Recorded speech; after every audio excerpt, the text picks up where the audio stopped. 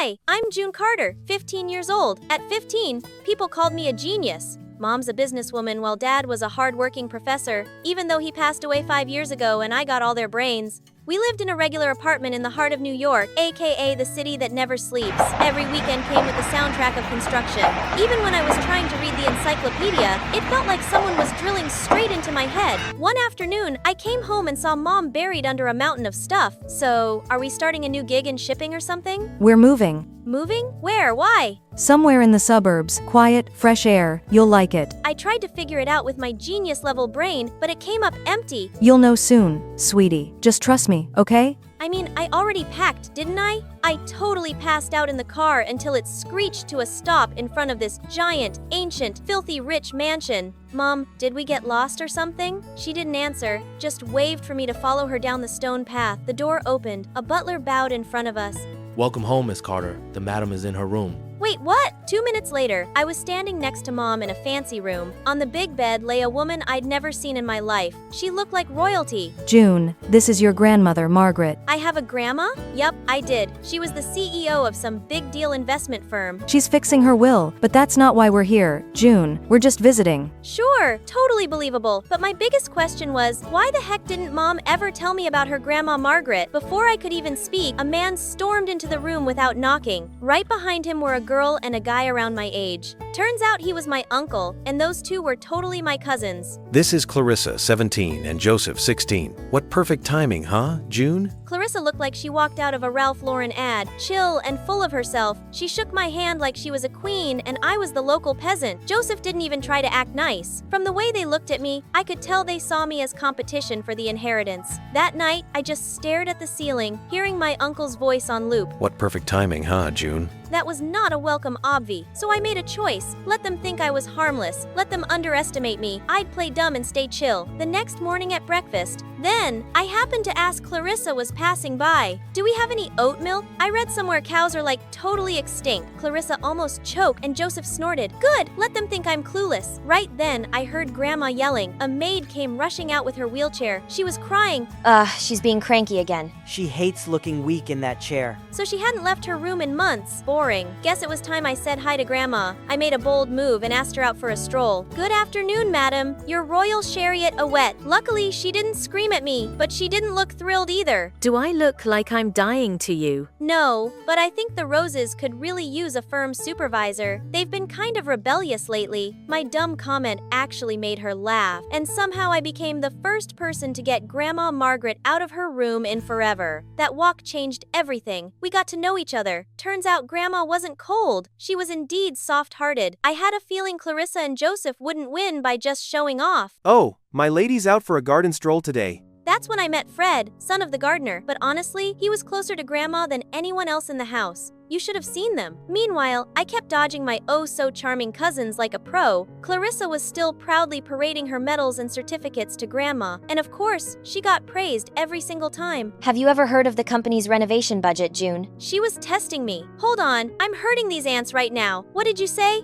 Never mind. Eventually, Clarissa just stopped acknowledging me, but Joseph, not yet. One morning while I was making tea for Grandma, Joseph strolled up all friendly and handed me a little jar. Said it was the best kind of sugar for the elderly. Naturally, I used it. Grandma took a sip, then froze completely. June made that tea just for you, Grandma. Oh my gosh. This girl just put salt in the tea. I saw this TikTok that said seniors sometimes need more sodium for blood circulation. That's creative and thoughtful. Joseph looked like he just bit into a lemon. Guess he didn't expect me to dodge his little trap like that. June 1st, Joseph, salty. Somehow, those wheelchair walks with Grandma became a daily thing. Her stories were like old novels worn dramatic, but totally fascinating. And little by little, she opened up. I was engaged once, but I chose the Carter name instead. I was young, foolish, hungry for power. Your mother didn't want that life. She chose love, and she left. I let her. And she's never regretted that choice. And just like that, I had my answer. Why? I'd never never heard of Grandma Margaret until now. I wasn't mad at Mom. I admired her more than ever. Then one day, I got tasked with finding her beloved cat, Duchess. While wandering in the garden, I heard a thump in the dry grass, followed by Duchess' familiar meow. If you jump off the roof and land on this patch of grass, you could survive as long as you hit it at the right angle and the air drag doesn't mess you up too bad. But seriously, don't pull that kind of stunt again. Got it? Most people don't really factor in air resistance, you know? Fred had showed up out of nowhere, holding a plate of lemon tart, probably meant for Grandma.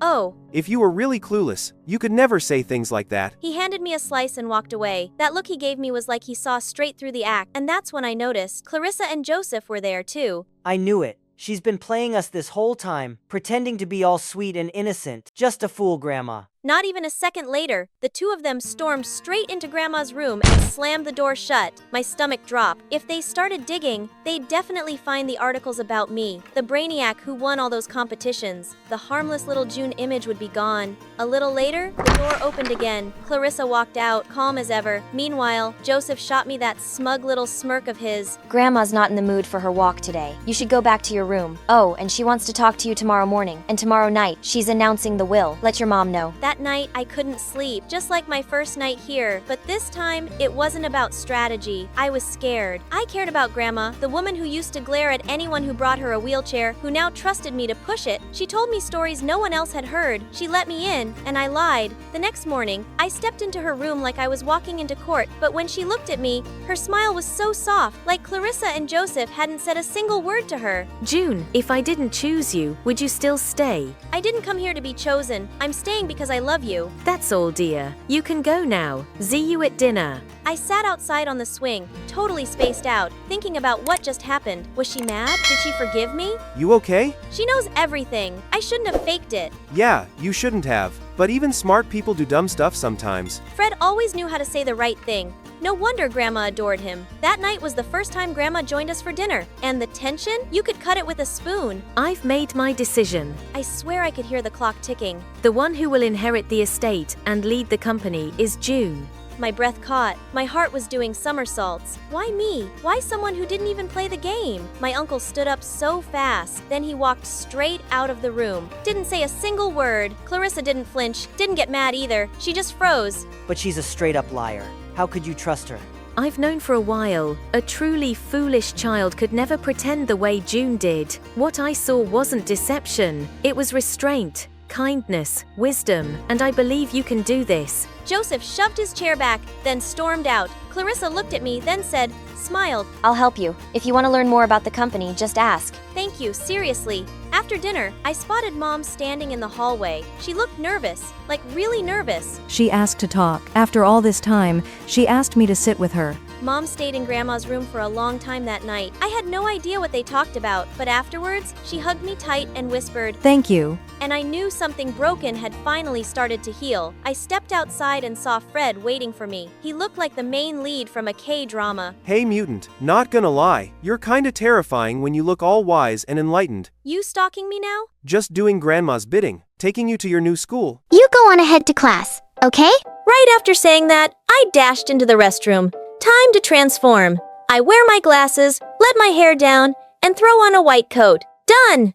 I stepped out, but didn't head back to class. I went the other way, straight to the nurse's office. Hey there, I'm Rumi. I'm 17, totally normal high schooler, and part-time student nurse. Wanna know why? Like and subscribe to my channel. It all started the moment I fell for Jinu, the guy from the class next door. I saw him trying to save this tiny kitten from a big, angry dog. He ended up diving into a trash bin to escape. But that smile he gave while holding the kitten made my heart legit skip a beat. After asking around, I found out Starry, who was my buddy from art club, was also Jinu's best friend. So I got close to Starry. He was super nice, and thanks to him, I gathered a few key facts. Word was Jinu liked bold, spicy girls. So I changed up my style, planning a grand entrance. But then my heel gave out, and I fell hard right in front of him. Still, I wasn't giving up. I followed him to the diner where he worked. And just my luck, I caught his boss yelling at him for dropping a plate. I jumped in to defend him, and yeah, he got fired. Who even are you? Why do you keep following me? I'm Rumi. I like you. So? So you got me fired. I've had enough. Stop following me. He stormed off. Before I could even say sorry, I was crushed. Luckily, I had Starry to vent to cheer me up. Starry invited me to Jinu's basketball game. It was intense as Jinu was losing his edge. Rumi, cheer for him, it might help. Let's go! Jinu, you got this! Jinu turned to look at me, so I cheered louder, but it didn't help. He kept getting blocked, then suddenly fell, clutching his leg. Eventually, the match stopped, and they carried him to the nurse's office. I overheard his teammates whispering, I think he got distracted after hearing that voice. Yeah, hope he's okay though. Wait, was it my fault? I just wanted to help, but I kept messing things up. He must hate me. I wanted to visit Jinu, but I was scared he'd kick me out. After thinking hard, I came up with a disguise myself as a nurse and sneak in. I mean, he wouldn't recognize me, right? I tiptoed into the nurse's office. No one else was there. And I spotted Jinu on the far bed. I was just about to go over when. You must be Rumi, the new student nurse. Ugh, of all people. I slowly turned around. Her stern face made my legs go jelly. First day and you're already late. Watch it next time. I'm so sorry. It won't happen again. That boy has a small sports injury. If he wakes up, ask if he needs help. I'll be back soon to walk you through the tasks. Just then, I noticed a girl peeking through the doorway, waving me over. I'm Rumi, the actual student nurse. Why are you pretending to be me? What the fudge? I got caught by the real deal. I had no choice but to come clean. That's the story. I didn't mean anything bad. I'll leave now. No, wait. Can you help me cover for 2 weeks? Huh? My idol's farewell concert is abroad, and I have to go. Please? I know you want to get closer to your crush too. Okay, that sounded so worth it. So, of course I said yes. After saying bye to Rumi, I headed into the nurse's office and saw Jinu still asleep.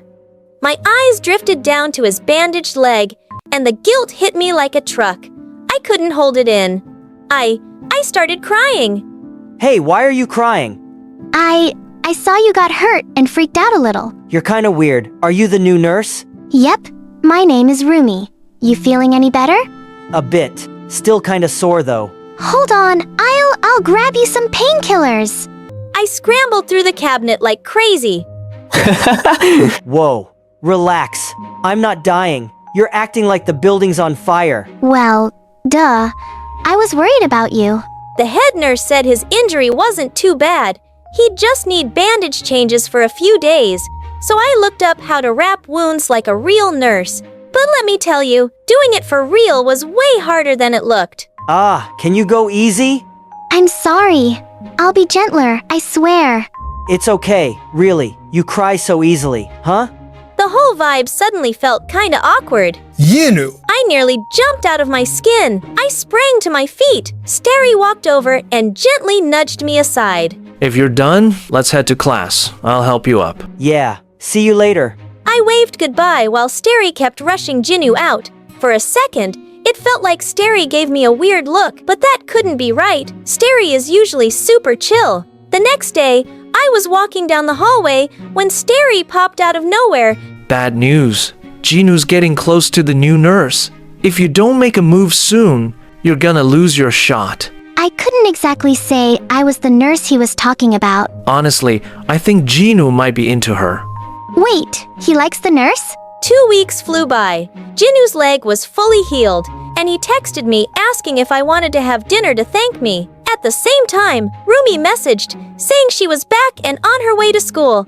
While waiting in the nurse's office, Starry suddenly burst in and grabbed my wrist. Down at the field, a guy was curled up, clearly in pain. My hands were shaky, and my brain just blanked. I'd never handled a real sports injury before. Everyone was yelling at me to help, and I had no clue what to do. My hands were shaking as I called Rumi. Rumi, get to the field now.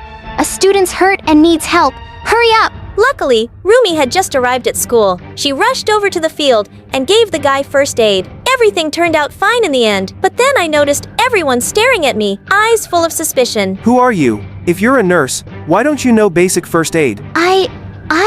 Starry yanked off my glasses. Rumi, you've been pretending to be a nurse? I have no clue how to explain myself. The whole scene got so loud, it caught the attention of the school monitor. And, yeah, that's how Rumi and I got dragged to the principal's office. We got absolutely roasted. Do you understand how dangerous it is to impersonate medical staff? What happened today is the perfect example. You'll both face serious consequences. Then the door flew open and Jinu walked in. Sir, please. I hope you'll go easy on them. Nothing bad actually happened, and Rumi really took good care of me when I was injured. Thanks to Jinu, the principal agreed to lighten the punishment. I got assigned 1 month of community service, and Rumi had to extend her probation period. Honestly, that was way better than I expected. What a lucky break.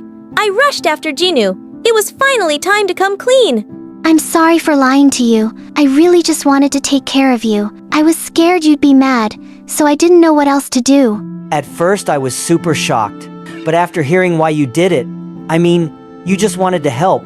I can't really be mad about that.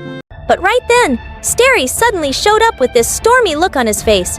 How can you just forgive her? You hate being lied to. Sometimes the reason behind the lie matters more, and it was Rumi. That's why it was easy to forgive her. That doesn't sound like you at all. Something about Starry's whole vibe felt off. I needed to talk to him alone. I found him sitting by himself behind the schoolyard, staring at a drawing. I walked over and froze. It was a sketch of Starry and Jinu. Everything suddenly clicked. He flinched when he saw me and tried to tuck it away.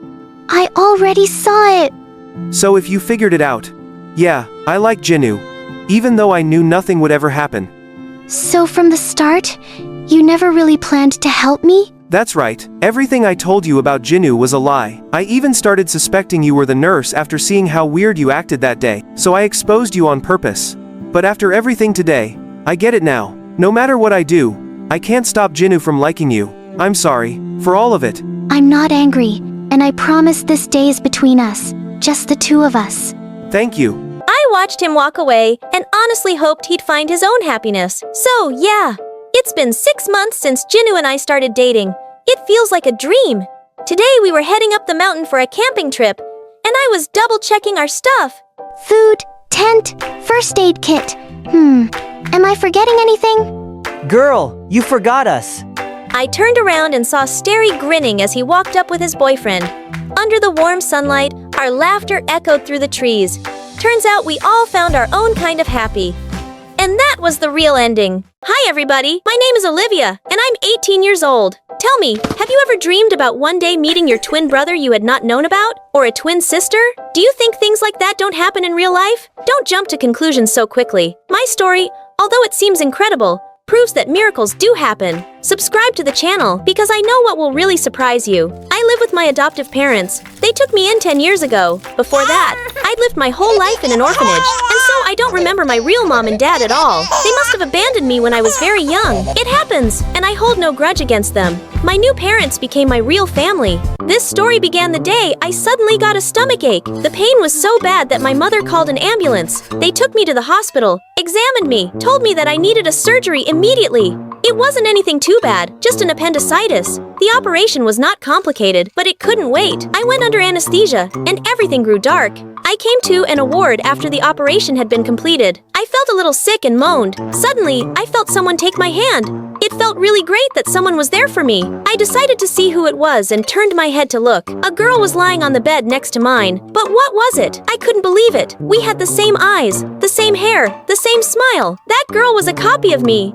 She was looking at me, surprised and smiling. She probably couldn't believe it either. I wanted to ask her why she looked so much like me, but I couldn't. But I didn't need an answer. I knew who she was. My twin sister, Isabel. I hadn't seen her in 10 years. We had lived at the same orphanage together. We'd always looked exactly alike. She had been my closest friend, and we'd shared all our joys and sorrows. We had always been there for each other, but after I'd been adopted, my sister had been left alone in the orphanage. We had been separated. I hadn't seen her since, but I'd often thought of her, and I'd always known we would meet again someday. But our reunion was short-lived. That very day, I was moved to another ward. I asked them to let me stay with Isabel, but they told me that we had different diagnoses, so I had to be transferred to another ward. Isabella had got in a car accident and had to spend more time in the ward for seriously ill patients. A few days after that, I was released from the hospital and went home. I hadn't got to see Isabel again, but I couldn't stop thinking about our meeting. I I found it strange that we had been separated as children, so I immediately asked my adopted mother about it.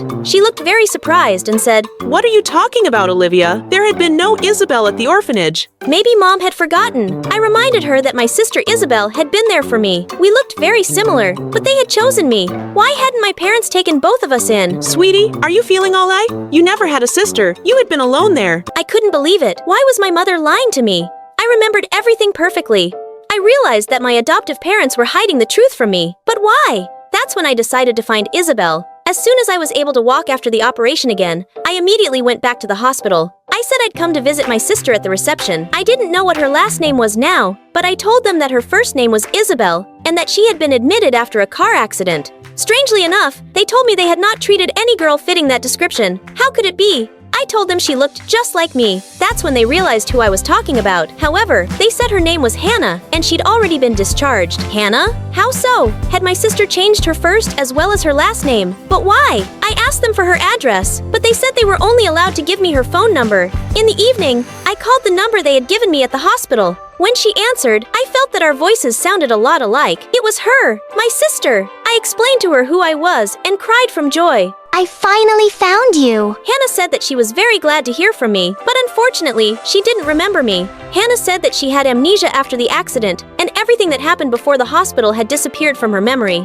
Then, I have a lot to tell you about. Let's meet up. We met the next day, and I immediately hugged my sister. Hannah was, of course, quite taken aback. After all, she didn't remember me, and so I was a complete stranger to her at that moment. But I started telling her about our childhood at the orphanage and how close we used to be. Can't you see how similar we look? That's because we're sisters. Since then, my sister and I saw each other a lot. Of course, we were family, but 10 years had passed, and each of us had different parents named. Now she couldn't just move in with me, or I with her. I hadn't told my adoptive parents anything yet. I still didn't understand why they were lying to me by not admitting that I had a sister.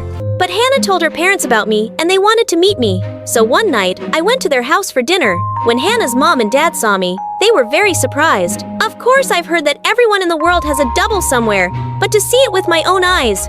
Unbelievable. I was not surprising since we were twin sisters. But Hannah's parents laughed all of a sudden and said, "You was wrong." Hannah didn't have a sister and never had. Moreover, they claimed that they were my sister's biological parents and had never adopted her. It was simply impossible. That's when I realized that Hannah's parents were hiding something as well. They were lying to the both of us. But what was going on? Why were they keeping the truth from us? And then I realized how to get to the bottom of it all. The following day, we met up with my twin, went to a clinic, and did a DNA test to prove we were related. Hannah agreed that it was a good decision, and I was very happy that she was so supportive. We took the test and were told the results would be ready in a few days. We spent the whole time impatiently waiting for the confirmation that we were sisters, and then someone would have some explaining to do. Our parents, who didn't want to tell us the truth, I went to see Hannah every day, and we talked a lot. I felt supported and cared for by my sister once again, and tried to always be there for her as well. One day, I was telling her about our childhood. She did not remember once again. Hannah was so engrossed in my story about our escapades at the orphanage that it gave me a good idea. Let's visit the place where we grew up. Maybe it will bring back your memory. Hannah agreed, and we headed to the orphanage.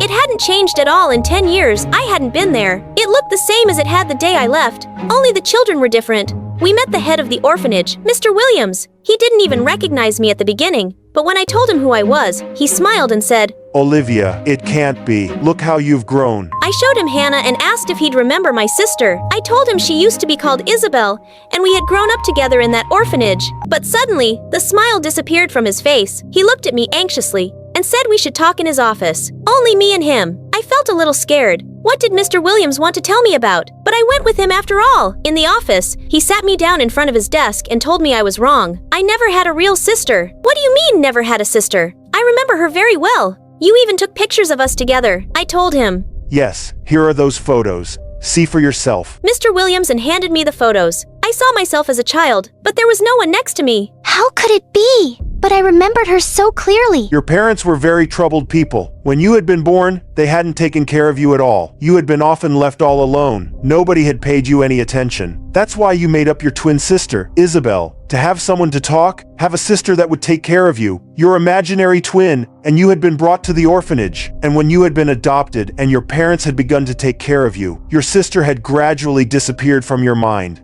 I listened to Mr. Williams and started to remember. Pieces of my childhood memories fit into a puzzle. The head of the orphanage was right. How could I have got it so wrong? But who was Hana then? Just a girl that looked similar to me. Had I really met my double? How was I going to tell her everything now? I walked out of the office and immediately bumped into Hana. She looked at me with frightened eyes and held out her phone. The DNA test scanning came in. She said, "We aren't related.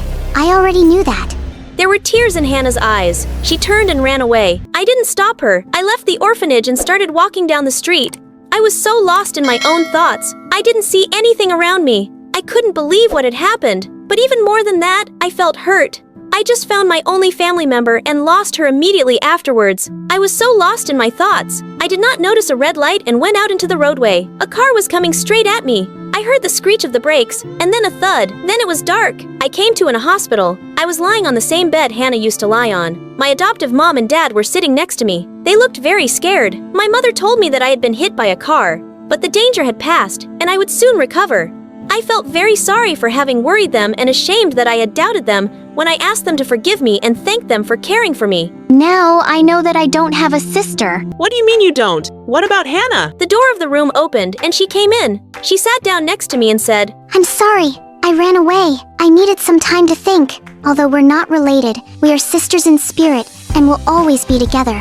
I won't leave you." I started crying with joy and my parents left to give us some time alone. That's how I found my twin sister. We are always together these days and I'm glad that everything happened like that. What do you think? Can a complete stranger become closer than a relative? Write in the comments down below. Another day, another shoot for Vote Baby at Hollywood's top studio. Cameras pointed everywhere, but I didn't even flinch. All right, Sabrina, when I say action, start posing 3, 2, 1, actions. And boom, I popped up and went full-on model mode. Wait, good pouch. Yes, just like that. Now jump with a flying kiss, spin and give me those big, sparkly, sad eyes. The shoot wrapped up earlier than planned, and Mom rushed over and planted kisses all over me. My sweet baby, you really are a genius little model. Hi, I'm Sabrina. I'm 15 and I've got 15 years of influencer experience. Yep, you heard me. I was basically born viral. Back then, I looked like an actual angel. Mom posted one random pic of me online and it exploded. Then she realized I had this weird talent. I was insanely camera sensitive. Oh, sweetie, wait. I thought you hated broccoli.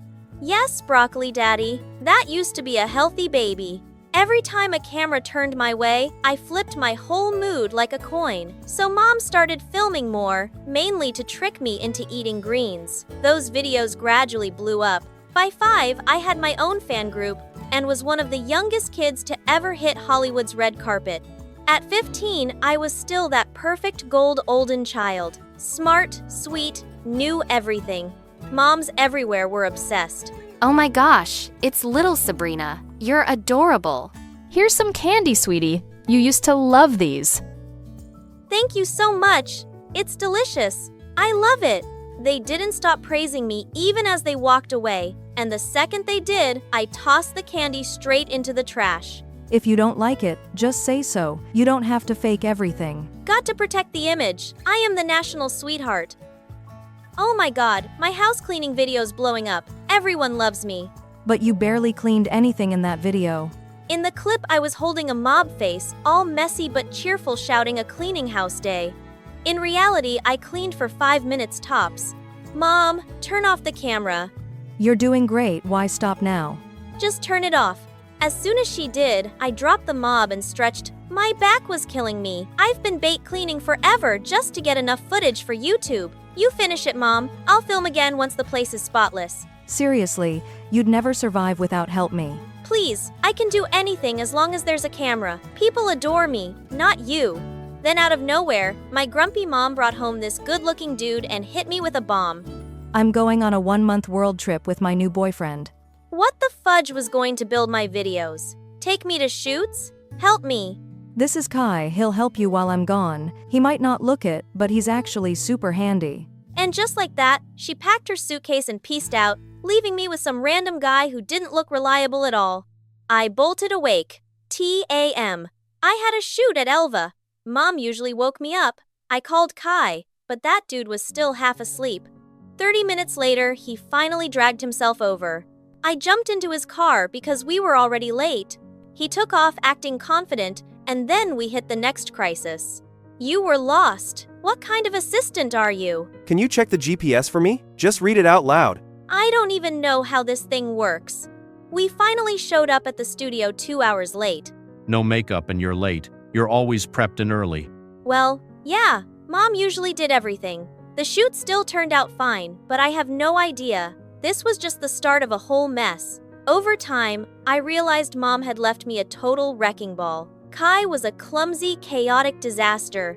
The first time I tried live streaming with Fan, he spent an hour setting it up and still messed it up. He forgot the lights, flipped the phone upside down, and the place looked like a war zone. I had to fix everything. Hi everyone, I'm Sabria. I stared wide-eyed as my phone screen suddenly went completely black.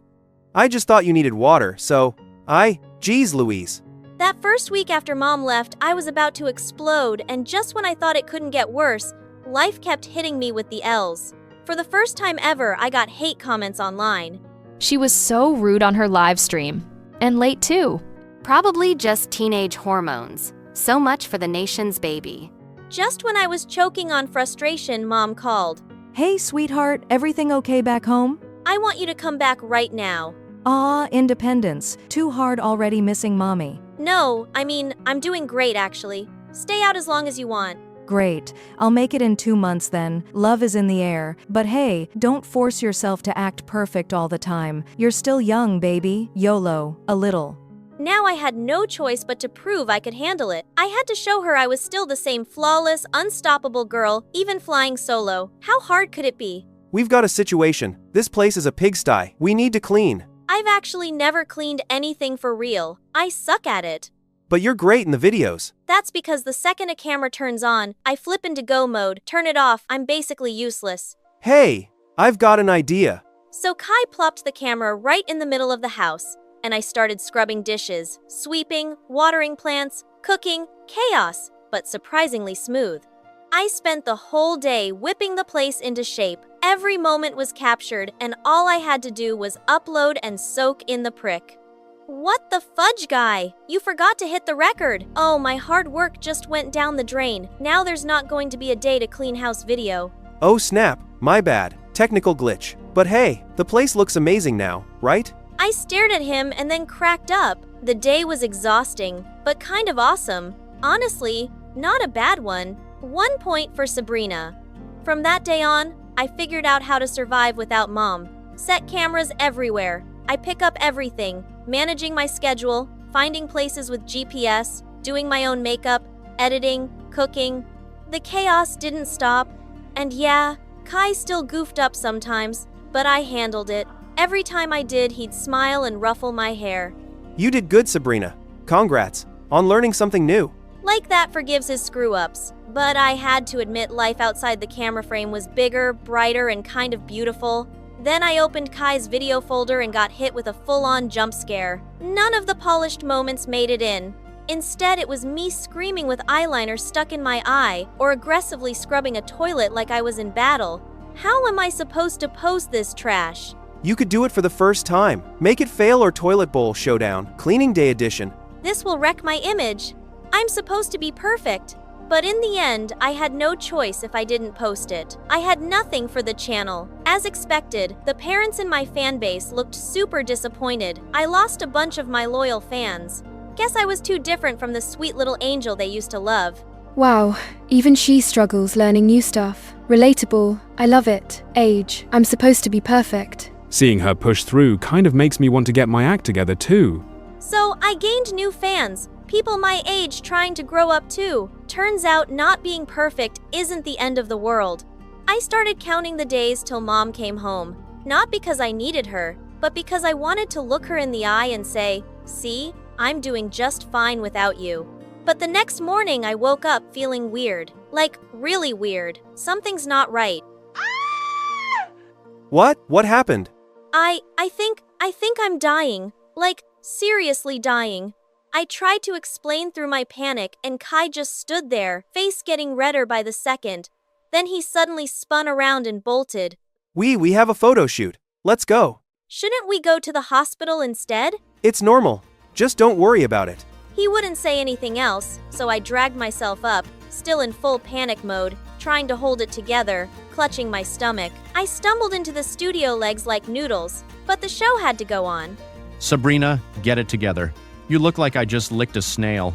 I kept posing, but everything fell off. Sharp cramps hit me again and again. Maybe I was dying. I hadn't even gotten to say sorry to Mom yet. Then everything tilted and went black.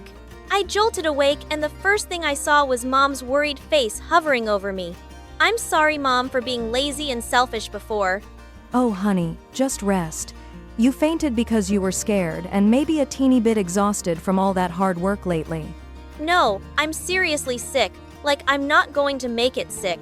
Sweetheart, you're just growing up, your body and your heart. Eventually, I pieced together the full picture when I saw Kai on set working the camera like a total pro. Wait, so you do know what you're doing, but were you two faking it this whole time? I may have hired him to act clueless so you could learn to be independent. At first I thought you were just some spoiled diva, so I gave you a hard time. But the more I watched you grow, the more I respected how strong and capable you really are. Yeah, flattery isn't going to save you two as punishment. You're both eating everything I cooked today. I'm the chef. I stormed off to the car, all dramatic like I was still mad, but deep down I was grateful for Mom and for Kai, for every messy, frustrating, exhausting moment they put me through, because all of it made me grow up.